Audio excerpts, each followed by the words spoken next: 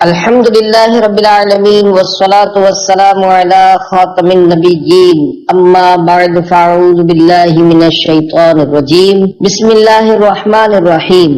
نظر کی حفاظت کی فضیلت، یہ مضمون نیکی کی دعوت صفحہ 314 کا 332 سے لیا گیا ہے۔ دعائے عطار یا رب المصطفیٰ، جو کوئی 17 صفحات کا رسالہ نظر کی حفاظت کی فضیلت پڑھ یا سن لے، اسے تمام گناہوں سے بچا کر مسلمانوں کی حق تلفیوں سے بچا اور اسے بے حساب بخش دے۔ آمین بجائے خاتم النبیین صلی اللہ علیہ وآلہ وسلم۔ درود شریف کی فضیلت، فرمان آخری نبی صلی اللہ علیہ وآلہ وسلم، جس نے دن اور رات میں میری طرف شوق و محبت کی وجہ سے تین مرتبہ درود پاک پڑھا، اللہ پاک پر حق ہے کہ وہ اس کے اس دن اور اس رات کے گناہ بخش دے۔ پڑھتے رہو درود و سلام بھائیو مدام، فضل خدا سے دونوں جہاں کے بنیں گے کام۔ صلو علی الحبیب صلی اللہ علی محمد۔ راستوں میں بیٹھنے کے حقوق بخاری شریف میں ہے، حضرت ابو سعید خدری رضی اللہ عنہ سے روایت ہے کہ حضور نبی کریم صلی اللہ علیہ وآلہ وسلم نے صحابہ کرام سے ارشاد فرمایا، تم لوگ راستوں میں بیٹھنے سے بچو۔ صحابہ کرام علیہ رضوان نے عرض کی، ہم ان مجلسوں میں بیٹھ کر ضروری گفتگو کرتے ہیں اور یہ ہمارے لیے ضروری ہے۔ فرمایا، جب تم مجالس میں آیا کرو تو راستے کو اس کا حق دو۔ عرض کی گئی، راستے کا حق کیا ہے؟ ارشاد فرمایا، نمبر 1 نگاہیں نیچی رکھنا، نمبر 2 تکلیف دہ شے دور کرنا، نمبر 3 سلام کا جواب دینا، نمبر 4 نیکی کا حکم دینا اور برائی سے منع کرنا۔ ادھر ادھر دیکھنے کا بھی قیامت میں حساب ہوگا۔ پیارے پیارے اسلامی بھائیوں، اس حدیث پاک میں راستے کے 4 حقوق بیان کیے گئے ہیں۔ راستے کا حق، نمبر 1 نگاہیں نیچی رکھنا۔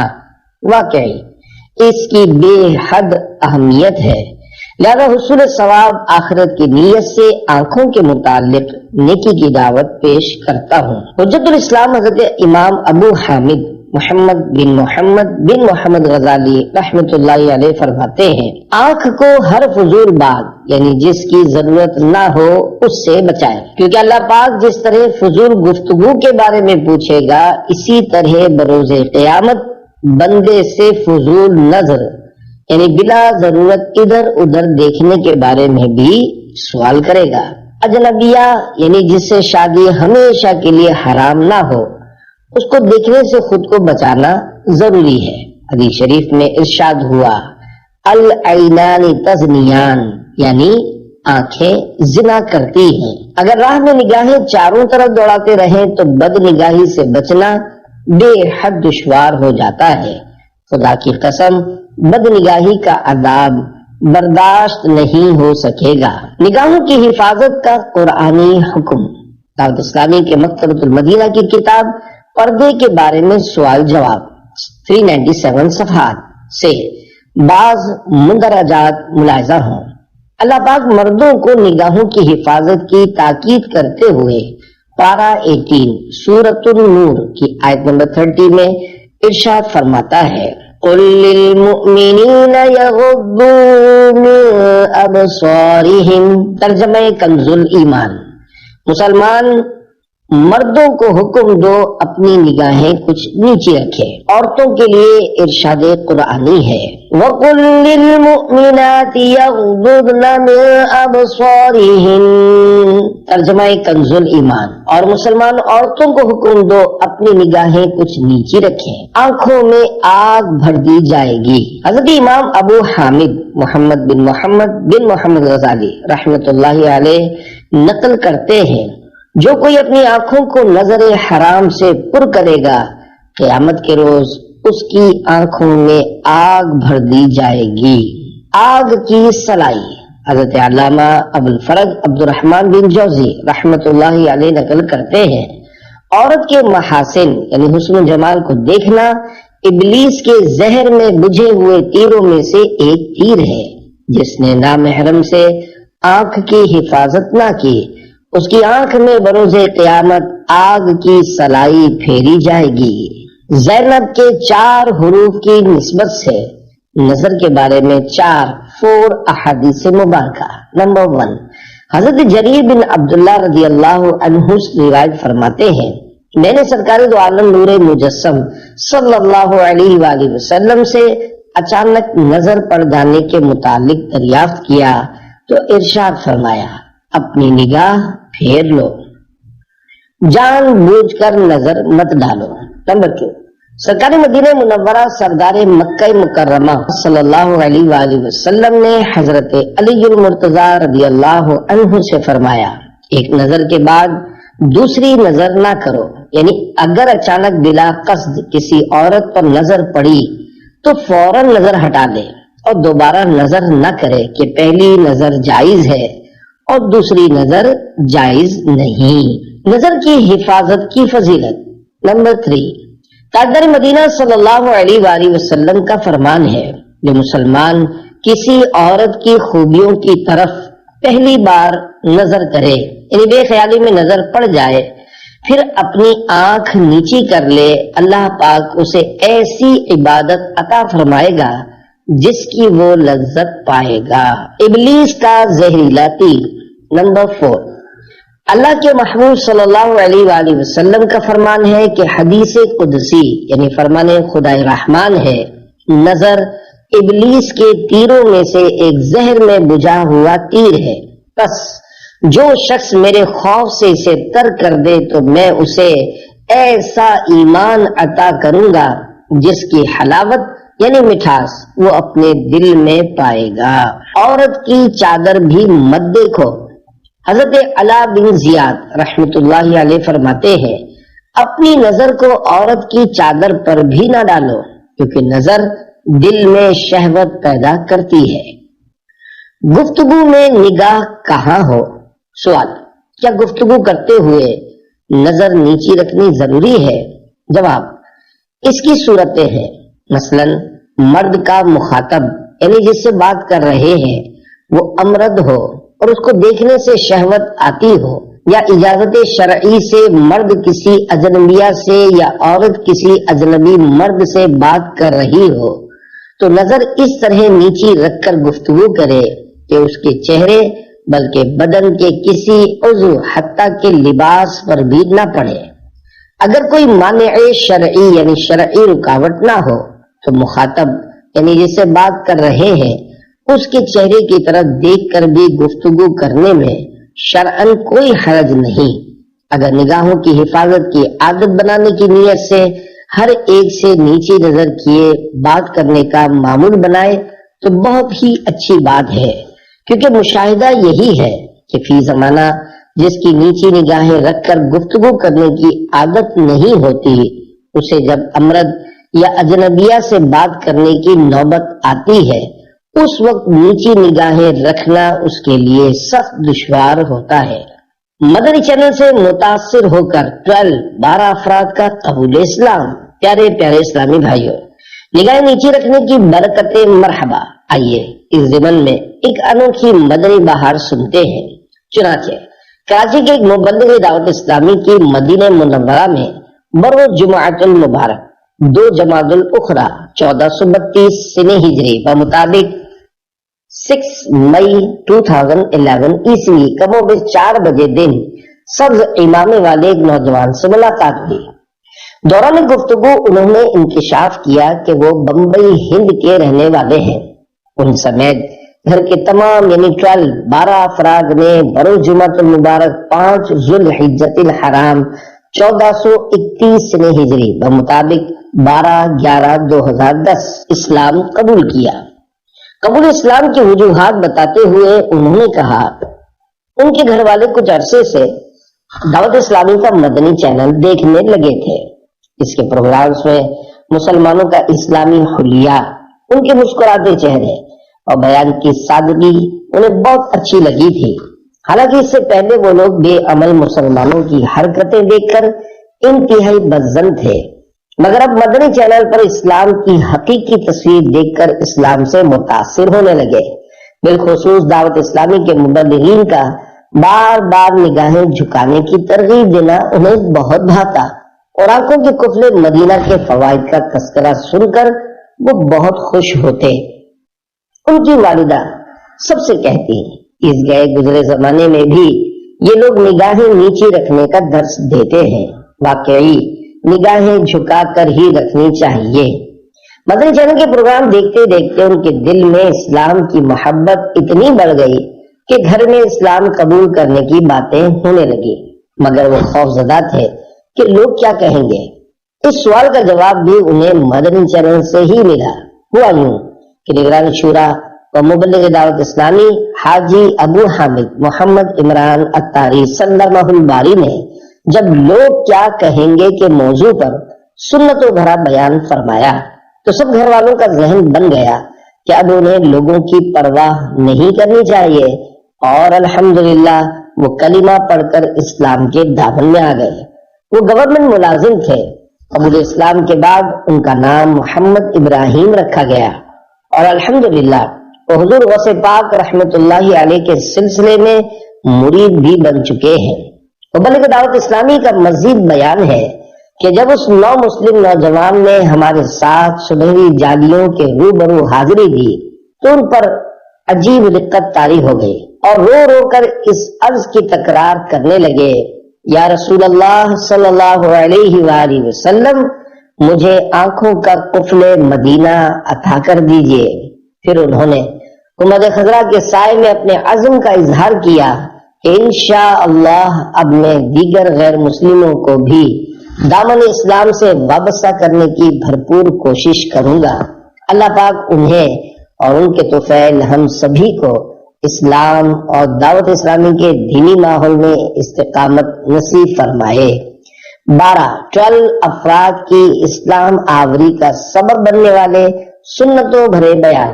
لوگ کیا کہیں گے دعوت اسلامی کی ویب سائٹ www.dawatislami.net پر بھی دیکھا اور سنا جا سکتا ہے۔ اللہ کرم ایسا کرے تجھ پہ جہاں میں، اے دعوت اسلامی تیری دھوم مچی ہو۔ صلو علی الحبیب صلی اللہ علی محمد۔ نگاہ مصطفیٰ کی ادائیں۔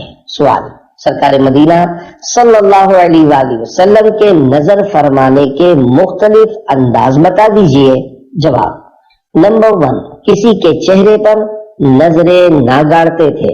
نمبر 2، کسی چیز کی طرف نہ دیکھنے کی حالت میں نگاہیں نیچے رکھتے۔ نمبر 3، آپ کی نظریں آسمان کی نسبت زمین کی طرف اکثر رہتی تھیں۔ مراد یہ کہ اکثر خاموشی کے وقت مبارک نگاہیں جھکی ہوتی۔ نمبر 4، اکثر گوشۂ چشم یعنی آنکھوں کے وہ کنارے جو کن پٹی سے ملے ہوتے ہیں سے دیکھتے ہیں۔ مطلب یہ ہے کہ حد درجہ شرم و حیا کی وجہ سے پوری آنکھ بھر کر نہ دیکھتے تھے۔ نمبر 5، جب کسی طرف توجہ فرماتے تو پورے متوجہ ہوتے یعنی نظر چراتے نہیں تھے، اور بعض نے یہ فرمایا کہ صرف گردن پھیر کر کسی کی طرف متوجہ نہ ہوتے بلکہ پورے بدن مبارک سے پھر کر متوجہ ہوتے۔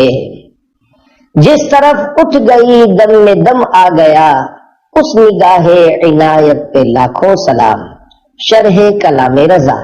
میرے آقا اعلی حضرت رحمت اللہ علیہ اس شعر میں فرماتے ہیں، ہمارے پیارے پیارے آقا صلی اللہ علیہ وآلہ وسلم کی نگاہ کرم دنیا و آخرت میں جس طرف اٹھی، مردہ جسموں میں جان اور روحوں میں تازگی آ گئی۔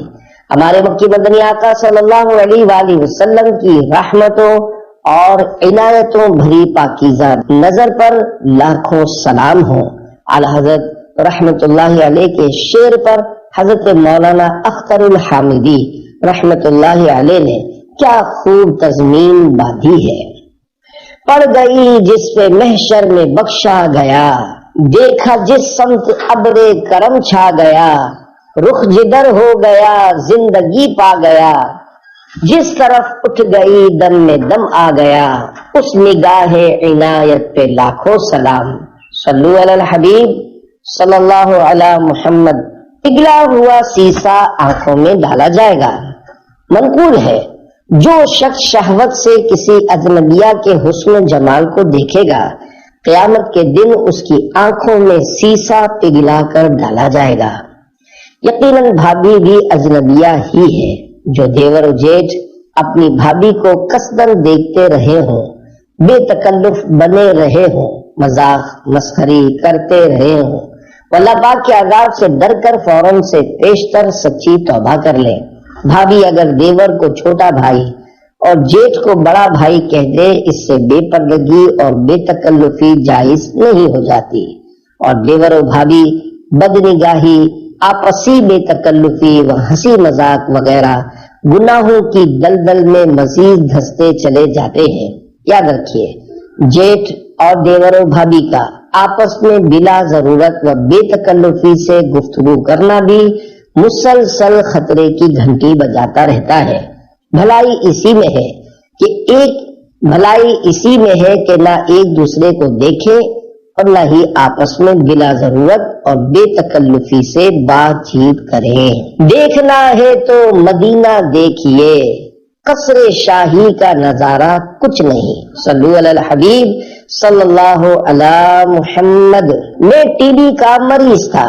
शर्म हया का जज्बा पाने, बदनिगाही की आफतों से खुद को डराने, निगाहों की हिफाजत की तड़प बढ़ाने, बात करते हुए निगाहें नीचे रखने की आदत बनाने की खातिर आशिकाने रसूल की दीनी तहरीक दावत इस्लामी के दीनी माहौल से हरदम वाबस्ता रहिए और अपने इस दीनी मकसद, मुझे अपनी और सारी दुनिया के लोगों की इस्लाह की कोशिश करनी है कि हुसूल की खातिर अपने ईमान की हिफाजत के लिए फिक्रमंद रहिए।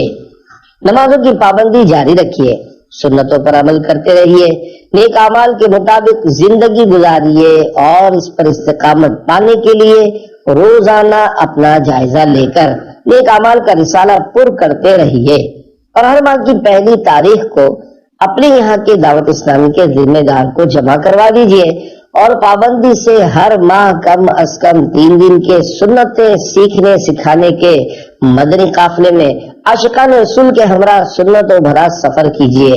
आइए आपकी तरगीब और तहरीस के लिए आपको एक मदनी बहार सुनाऊं। जिला ननकाना, पंजाब पाकिस्तान के एक इस्लामी भाई तादमी तहरीर तकरीबन 12 साल से आशिकाने रसूल की दीनी तहरीक दावत इस्लामी के दीनी माहौल से वाबस्ता है। इनकी वाबस्तगी का सबब बैनुल अक़वामी 3 दिन के सुन्नत भरे इज्तिमा सहराए मदीना मुल्तान शरीफ में हाजिरी है। इज्तिमा के तकरीबन 7.5 माह बाद वो सख्त बीमार हो गए। डॉक्टरों ने उनके मर्ज को टीबी करार दिया। बीमारी भुगतते हुए लगभग 4.5 माह गुजर गए और एक बार फिर 3 दिन के सुन्नतों भरे इज्तिमा का मौसम बहार आ पहुंचा। वो जाने के लिए बेकरार हुए मगर घर वाले माने यानी रुकावट हुए। उन्होंने अम्मी जान का जहन बनाया कि वहां कसीर तादाद में आशिकाने रसूल तशरीफ लाते हैं, मुझे जाने दीजिए। नेक बंदों की सोहबत और वहां होने वाली रिक्कत अंगेज दुआ की बरकत से इंशाअल्लाह सेहत की नेमत लेकर पलटूंगा। अल्हम्दुलिल्लाह इजाजत मिल गई। दवाएं वगैरह साथ लेकर इज्तिमा में शरीक हुए। इख्तितामी रिक्कत अंगेज दुआ खत्म होने वाली थी। दिल में हसरत पैदा हुई। दुआएं तो बहुत हुई मगर इनके मरज टीबी के लिए सराहतन यानी साफ साफ अल्फाज में दुआ नहीं मांगी गई। काश टीबी के मरीजों के लिए भी दुआ हो जाती। अभी ये बात जहन में आई थी कि कमाल हो गया। दुआ करवाने वाले की कुछ इस तरह आवाज माइक पर गूंज उठी, या अल्लाह, जो कैंसर के मरीज हैं, जो टीबी के मरीज हैं, उनको भी शिफाए कामिला अता फरमा। दुआ में 2-1 और बीमारियों के भी नाम लिए गए जो वो भूल गए। खैर, टीबी से शिफा की दुआ सुनते ही उनके दिल ने गोया पुकार कर कहा कि बस अब तो ठीक हो गया। इज्तिमा से वापसी के दूसरे ही दिन चेकअप करवाने के लिए पंजाब के शहर शेखुपुरा गए। एक्सरे वगैरह करवाए। एक्सरे देखकर स्पेशलिस्ट डॉक्टर हैरत ज़दा हो गया और कहने लगा, मुबारक हो, आपकी टीबी खत्म हो चुकी है। अगरचे हो टीबी न घबराओ फिर भी, شفا حق سے دلوائے گا مدنی ماحول، تمہیں صحت و عافیت ہوگی حاصل، تم اپنا کے دیکھو ذرا مدنی ماحول۔ بیماری کی عظیم الشان فضیلت۔ پیارے پیارے اسلامی بھائیوں، دیکھا آپ نے اللہ پاک کی رحمت سے سنت و برے اجتماع میں شرکت کرنے والے اسلامی بھائی کی ٹی بی کی بیماری جاتی رہی۔ ہم اللہ پاک سے عبادت پر قوت حاصل کرنے کے لیے صحت کے طلبگار ہیں، تاہم اگر کوئی بیماری ہو بھی جائے تو ہمت نہ ہاریے، صبر کرتے ہوئے بیماری پر ملنے والے ثواب آخرت پر نظر رکھیے۔ چنانچہ حضرت انس بن مالک رضی اللہ عنہ سے روایت ہے کہ تمام نبیوں کے سرور دو جہاں کے تاجور صلی اللہ علیہ وآلہ وسلم نے فرمایا، جب مسلمان کسی جسمانی بیماری میں مبتلا ہوتا ہے تو فرشتے کو حکم دیتا ہے تو اس کی وہی نیکیاں لکھ جو یہ پہلے کیا کرتا تھا، اگر اسے شفا دیتا ہے تو دھو دیتا ہے اور پاک کر دیتا ہے، اور اگر اسے موت دیتا ہے تو بخش دیتا ہے اور رحم فرماتا ہے۔ عارضی آفت دنیا سے تو دل ڈرتا ہے، ہائے بے خوف عذابوں سے ہوا جاتا ہے۔ یہ تیرا جسم جو بیمار ہے تشویش نہ کر، یہ مرض تیرے گناہوں کو مٹا جاتا ہے۔ اصل برباد کن امراض گناہوں کے ہیں، بھائی کیوں اس کو فراموش کیا جاتا ہے۔ صلو علی الحبیب صلی اللہ علی محمد۔ راستے کا حق نمبر دو، تکلیف دہ چیز دور کرنا۔ کانٹے دار شاخ ہٹانے والے کی مغفرت ہو گئی۔ اسی رسالے کے صفحہ نمبر 1 پر دی ہوئی بخاری شریف کی حدیث پاک راستوں میں بیٹھنے کے حقوق میں مذکور حق نمبر 1 نگاہیں نیچی رکھنا کے متعلق نیکی کی دعوت کے ڈھیروں مدنی پھول حاضر کیے گئے۔ اب اسی روایت میں بیان کردہ راستے کا حق نمبر 2 تکلیف دہ شے دور کرنا کے ضمن میں نیکی کی دعوت کے کچھ مدنی پھول پیش کیے جاتے ہیں۔ سماعت فرمائیے۔ یقیناً مسلمانوں کی راہوں سے تکلیف دہ چیز دور کرنے کی بڑی فضیلت ہے۔ چنانچہ دعوت اسلامی کے مکتبۃ المدینہ کی کتاب جنت میں لے جانے والے اعمال صفحہ 623 پر فرمان مصطفیٰ صلی اللہ علیہ وآلہ وسلم ہے، ایک شخص کسی راستے سے گزر رہا تھا، اس نے اس راستے پر ایک کانٹے دار شاخ پائی تو اسے راستے سے ہٹا دیا۔ اللہ پاک کو اس شخص کا یہ عمل پسند آیا اور اس بندے کی مغفرت فرما دی۔ سبقت رحمتی علی غضبی، یعنی میری رحمت میرے غضب سے بڑھ کر ہے۔ سبقت رحمتی علی غضبی، تو نے جب سے سنا دیا یا رب، آسرا ہم گناہ گاروں کا اور مضبوط ہو گیا یا رب۔ راستے سے تکلیف دہ چیز ہٹانے کا ثواب۔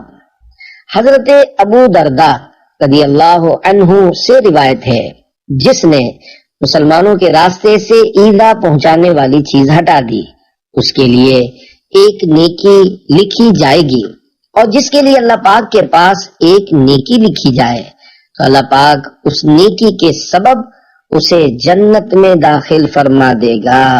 راستے کی تکلیف دہ چیزوں کی نشاندہی۔ پیارے پیارے اسلامی بھائیوں، مسلمانوں کی راہ میں ایسا روڑا پتھر وغیرہ ہو جس سے ٹھوکر لگ سکتی ہو، یا ٹوٹے ہوئے کانچ پڑے ہوں جس سے کسی کا پاؤں زخمی ہو سکتا ہو، یا سڑک پر کیلے، پپیتے یا آم وغیرہ کے چھلکے کسی نے پھینکے ہوں جس سے آدمی پھسل کر گر سکتا ہو، یہ اور اسی طرح کی ایسی چیزیں رضا الہی کی نیت سے ہٹا دینا کار ثواب ہے۔ اسی طرح سرے راہ گڑھا ہو یا گٹر کا ڈھکن کھلا ہو تو ممکنہ صورت میں اس کا بھی مناسب بندوبست کر دینا چاہیے۔ کھلے گٹر تو اس قدر خطرناک ہوتے ہیں کہ بعض اوقات بچے وغیرہ اس میں گر کر مر جاتے ہیں۔ جہاں لوہے کے ڈھکن چوری ہونے کا خطرہ ہو وہاں سیمنٹ کے ڈھکن لگانا مناسب ہے۔ ہر شخص کو چاہیے کہ جو چیزیں دوسروں کے لیے تکلیف دہ ہوں، مثلا چھلکے، گندگی وغیرہ، راستے میں نہ پھینکے۔ اگر اپنے گھر کا گٹر بھر گیا، گندا پانی گلی میں آ گیا یا گندے پانی کا باہری پائپ ٹوٹ گیا، اس طرح کے مسائل فوراً حل کر لینے چاہیے۔ نیز کپڑے وغیرہ بھی دھو کر گھروں کے برآمدے میں اس طرح نہ سکھائے جائیں کہ راہ گیروں پر پانی ٹپکے۔ کسی کے گھر کے آگے اس طرح کچرا ڈالنا کہ اسے تکلیف پہنچے یہ گناہ ہے۔ حقوق عامہ تلف کرنا، مثلا محفل نعت، چوک اجتماع یا کسی طرح کی دینی یا دنیاوی تقریب کے لیے عام گزرگاہوں کا راستہ بند کر دینا ناجائز و گناہ ہے۔ اسی طرح چیزیں بیچنے کے لیے ٹھیلا یا بستہ اسٹال لگا کر یا قصدن گاڑی پار کر کے کسی کے گھر، دکان یا راہگیروں کا راستہ تنگ کر دینا بھی شرعاً جائز نہیں۔ ہاں، کسی نماز میں مسجد بھر گئی اور باہر صفیں بنا دی گئی یا جنازے کے جلوس کی وجہ سے راستہ گھر گیا، یہ گناہ نہیں۔ اسی طرح حاجیوں کی رخصت و استقبال کے جلوس اور جلوس میلاد میں بھی حرج نہیں۔ مسلمان کی راحت کا سامان کیجئے، یوں خود پر راہ خلد آسان کیجئے۔ صلو علی الحبیب صلی اللہ علی محمد۔ راستے کا حق نمبر 3، سلام کا جواب دینا۔ 100 میں سے 90 رحمتیں اسے ملتی ہیں جو اسی رسالے کے صفحہ نمبر 1 پر دی ہوئی بخاری شریف کی حدیث پاک راستوں میں بیٹھنے کے حقوق میں راستے کا حق نمبر 3، سلام کا جواب دینا کے متعلق نیکی کی دعوت پر مشتمل مدنی پھول قبول فرمائیے۔ جب کوئی مسلمان سلام کرے تو اس کا جواب فوراً اور اتنی آواز سے دینا واجب ہے کہ سلام کرنے والا سن لے۔ سلام و ملاقات کی بڑی فضیلت ہے۔ فرمان مصطفیٰ صلی اللہ علیہ وآلہ وسلم ہے، جب دو مسلمان ملاقات کرتے ہیں اور ان میں سے ایک اپنے ساتھی کو سلام کرتا ہے تو ان میں سے اللہ پاک کے نزدیک زیادہ محبوب یعنی پیارا وہ ہوتا ہے جو اپنے ساتھی سے زیادہ گرم جوشی سے ملاقات کرتا ہے۔ پھر جب وہ مصافحہ کرتے یعنی ہاتھ ملاتے ہیں تو ان پر 100 رحمتیں نازل ہوتی ہیں۔ ان میں سے 90 رحمتیں سلام میں پہل کرنے والے کے لیے اور 10 مصافحہ یعنی ہاتھ ملانے میں پہل کرنے والے کے لیے ہیں۔ فرمان مصطفیٰ صلی اللہ علیہ وآلہ وسلم ہے، جب دو مسلمان ملاقات کے وقت آپس میں مصافحہ کرتے ہیں تو ان دونوں کے جدا ہونے سے پہلے ہی ان کی مغفرت ہو جاتی ہے۔ حضرت علامہ مولانا عبدالرؤف مناوی رحمت اللہ علیہ اس حدیث پاک کے الفاظ جب دو مسلمان ملاقات کے وقت آپس میں مصافحہ کرتے یعنی ہاتھ ملاتے ہیں کے تحت فرماتے ہیں، یعنی مرد مرد سے یا عورت عورت سے ہاتھ ملاتے ہیں۔ تیری رحمتوں پہ میں قربان یا رب، میرے بال بچے میری جان یا رب۔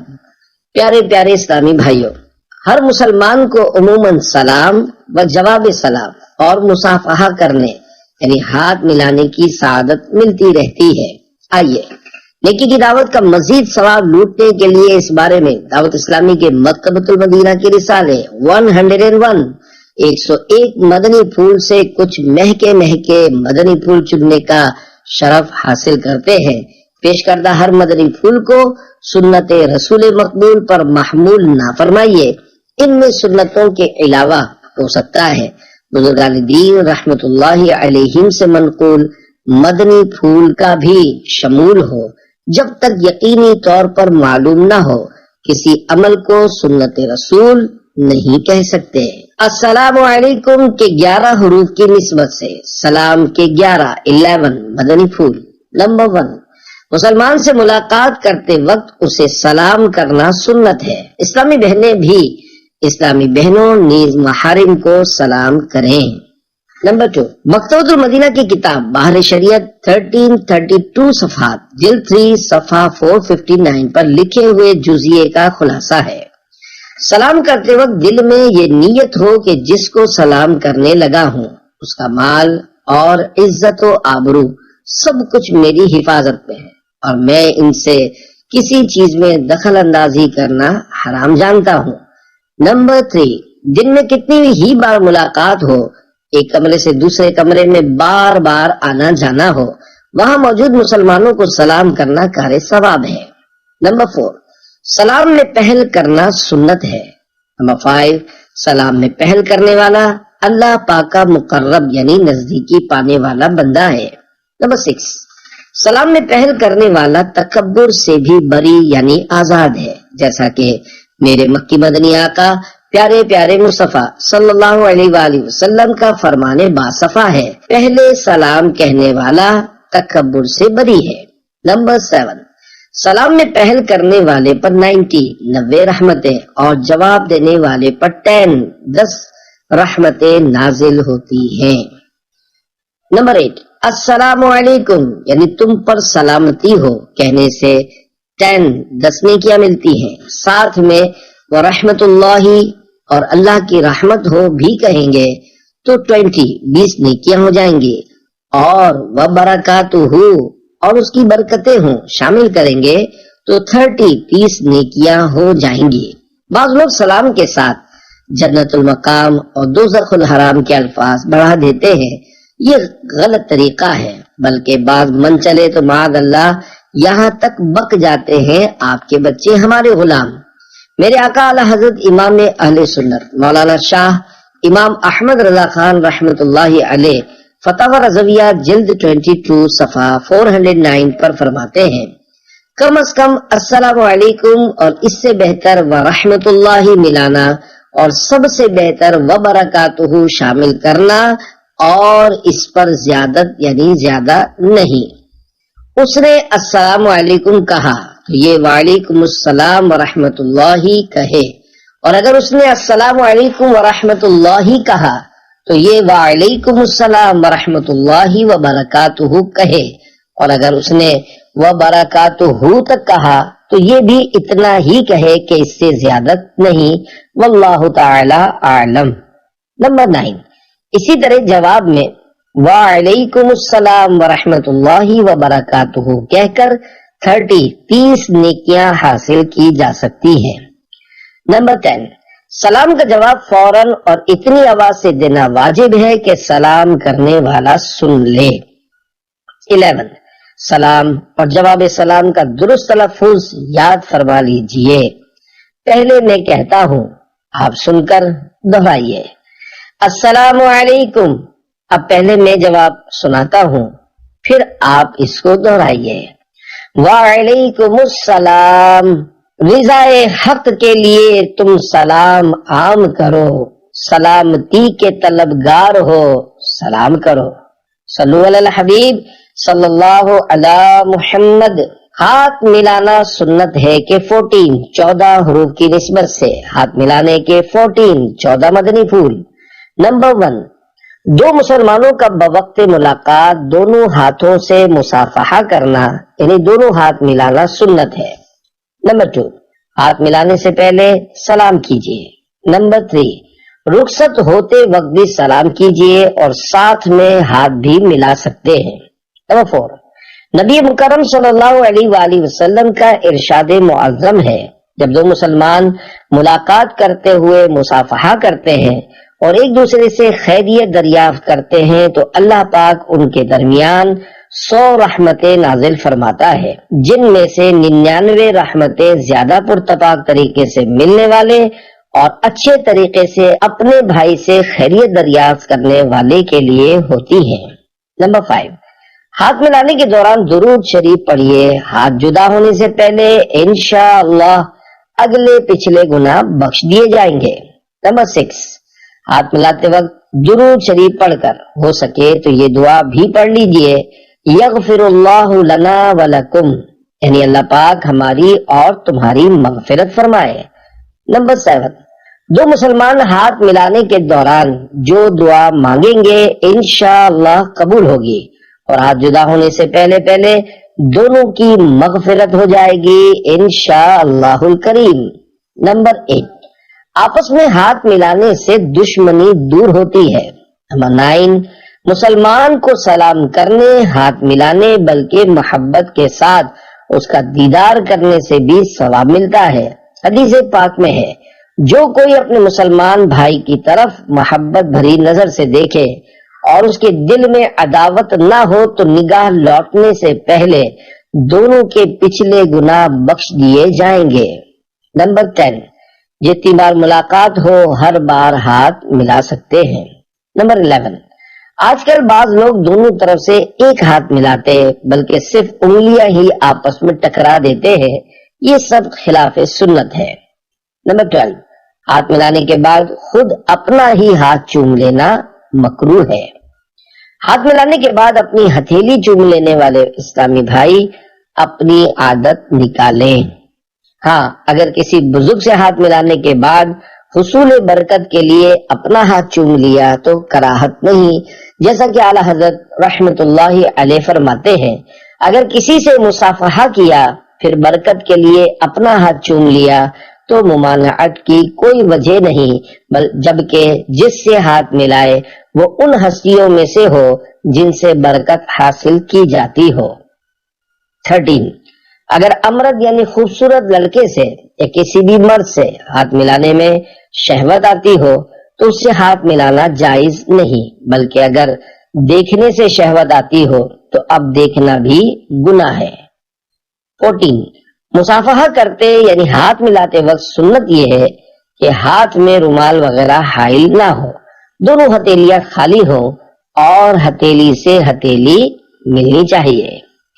غیر عورت سے ہاتھ ملانے کا آداب، ایک طویل حدیث پاک میں یہ بھی ہے کہ جس نے کسی اجنبیہ یعنی ایسی عورت جس سے نکاح ہمیشہ کے لیے حرام نہ ہو عورت سے مصافحہ کیا یعنی ہاتھ ملایا تو وہ بروز قیامت اس حال میں آئے گا کہ اس کا ہاتھ آگ کی زنجیر سے گردن کے ساتھ بندھا ہوا ہوگا۔ دعوت اسلامی کے مکتبۃ المدینہ کی کتاب بحر شریعت جلد 3 صفحہ 446 پر ہے، اجنبیہ سے مصافحہ یعنی ہاتھ ملانا جائز نہیں، اسی لیے حضور اقدس صلی اللہ علیہ وآلہ وسلم بوقت بیعت بھی عورتوں سے مصافحہ نہ فرماتے، صرف زبان سے بیعت لیتے۔ ہاں، اگر وہ بہت زیادہ بری ہو کہ محل شہوت نہ ہو تو اس سے مصافحہ میں حرج نہیں، یوں ہی اگر مرد بہت زیادہ برا ہو کہ فتنے کا اندیشہ ہی نہ ہو تو مصافحہ کر سکتا ہے۔ زنانے غیر سے بھائی مصافحہ مت کر، ہوا ہے جرم یہ گر کر لے توبہ حق سے ڈر۔ صلو علی الحبیب صلی اللہ علی محمد۔ راستے کا حق نمبر 4، نیکی کا حکم کرنا اور برائی سے منع کرنا۔ اسی رسالے کے صفحہ نمبر 1 پر دی ہوئی بخاری شریف کی حدیث پاک راستوں میں بیٹھنے کے حقوق میں سے راستے کا حق نمبر 4 نیکی کا حکم کرنا اور برائی سے منع کرنا کے متعلق نیکی کی دعوت کے مدنی پھول حاضر ہے۔ نیکی کا حکم دینے اور برائی سے منع کرنے کے ثواب کی تو کوئی انتہا نہیں، راستے میں اکثر اس کا بہت موقع ملتا ہے۔ مثلا آپ بیٹھے تھے، کوئی ملاقات کے لیے آیا، بغیر سلام کیے ہاتھ ملانے لگا تو اس کو اس طرح نیکی کی دعوت دی جا سکتی ہے کہ بھائی جان، ملاقات کے لیے آنے والے کے لیے ہاتھ ملانے سے قبل سلام کرنا سنت ہے۔ بعض لوگ سلام کرتے وقت جھک جاتے ہیں، ان کو بھی موقع کی مناسبت سے اور ان کے ظرف یعنی حوصلے کے مطابق سمجھایا جا سکتا ہے۔ مثلا ان سے کہا جائے، دعوت اسلامی کے مکتبۃ المدینہ کی کتاب بحر شریعت جلد 3 صفحہ 464 پر مسئلہ نمبر 31 ہے، بعض لوگ سلام کرتے وقت جھک بھی جاتے ہیں، یہ جھکنا اگر حد رکوع تک ہو تو حرام ہے اور اس سے کم ہو تو مکروہ ہے۔ ہاں، دست بوسی کے لیے جھکنے میں حرج نہیں، بلکہ بغیر جھکے ہاتھ چومنا ہی دشوار ہے۔ اس کی نیکی کی دعوت کا احسن طریقہ یہ ہو سکتا ہے کہ آپ کے پاس مدنی بیگ اور اس میں مکتبۃ المدینہ کے دیگر رسالوں کے ساتھ ساتھ 101 مدنی پھول نامی چند رسائل بھی موجود ہوں اور آپ اسی رسالے میں سے نکال کر یہ مدنی پھول دکھا دیں۔ ظاہر نصیب دکھانے کے بعد اچھی نیتوں کے ساتھ وہ رسالہ ہی اس ملاقاتی کو تحفے میں پیش کر دیں۔ جی ہاں، اچھی نیتیں تو ہر کام سے قبل کرنی ہی ہوں گی، اگر ایک بھی اچھی نیت نہ ہوئی تو ثواب نہیں ملے گا۔ مثلا رسالہ دیتے وقت بھی نیت کر لیجئے کہ رضا الہی کے لیے تحفہ پیش کر کے ایک مسلمان کا دل خوش کر رہا ہوں۔ اگر بغیر اچھی نیت کے نیکی کی دعوت دیں گے، انفرادی کوشش کریں گے، سنتیں بتائیں گے، سنتوں بھرے اجتماع اور مدنی قافلوں میں سفر کی دعوت دیں گے، نیک اعمال کی ترغیب دلائیں گے، ثواب نہیں ملے گا۔